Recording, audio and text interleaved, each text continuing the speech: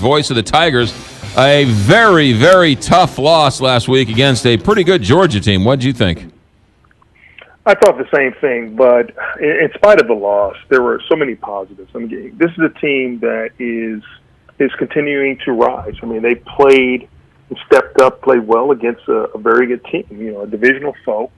And if you take away the mistakes, most of them in the second half, you got a very different football game. The point is that they were in the game at the last possible minute, had a chance to win the football game, but unfortunately, turnovers took that opportunity away. Yeah. You mentioned it last week, and I think a lot of people are very surprised that there's quite a bit on the offensive side of the ball. There is. The depth is there. I mean, 10 to 12 receivers being rotated in. Locke is really playing well as a quarterback. Of course, he made some mistakes, but these things are going to happen with a young quarterback. The offensive line has exceeded the expectations with their play this season.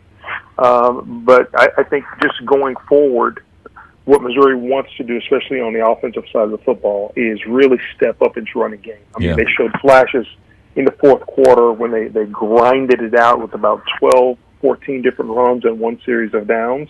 If they could have slowed that down a little bit and eaten up more clock, they probably would have had a little more control and possibly prevented Georgia from getting a serious drive together with enough time to even put points on the board. Yeah, I think a lot of people were holding their breath after last year thinking the cupboard was bare and, oh, my goodness, here we go again. But I think the first couple of games, they didn't back down from a good Georgia team. They got some good talent there. And, it's a young team. It's a new coach, but maybe a couple of growing pains along the way. But there's a lot to work with there. So let's talk a little Delaware State. Should be an easy the band should be coming out onto the field, right? The tuba players should be playing quarterback by the third quarter, right? So I'll take a line from Coach Odom's playbook. Remove the name and logo from the team and realize you've got a bunch of football players on the opposite side that are lining up on the field to play the game to try to beat you. And at no point you're making a mistake if you are taking for granted any opponent that you step on the football field with. The bottom line is you go out to play hard, you go out to play to win, and execute, and whatever happens, happens. But you've got to be at your best because guess what? Next week, there's no reprieve. You go into the LSU in a tough environment to play football, and they've got to be ready for that. All right, Howard Richards, you were a player. When the coach said take the logo off and the name off and just play football, did you buy it as a player?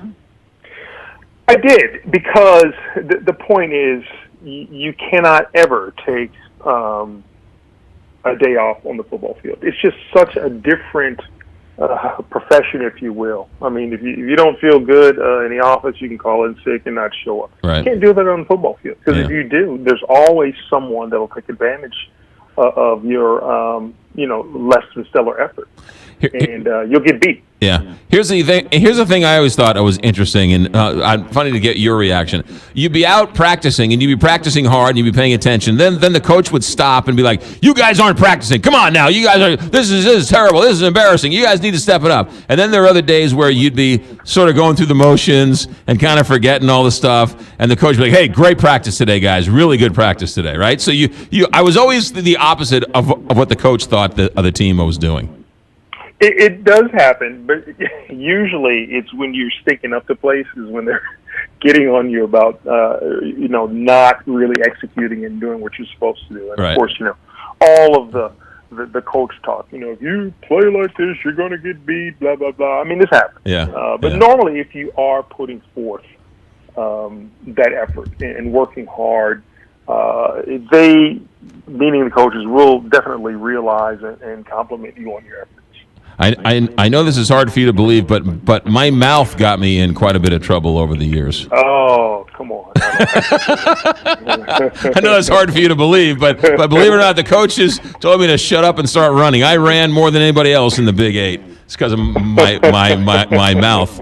All right, Howard, Delaware State kickoff 3 o'clock here on the Big 550 KTRS. Howard, thanks for checking in. Have a good call, and we'll talk to you next week. Thanks. I'll see you next week. You got it. Howard Richards, one of the class.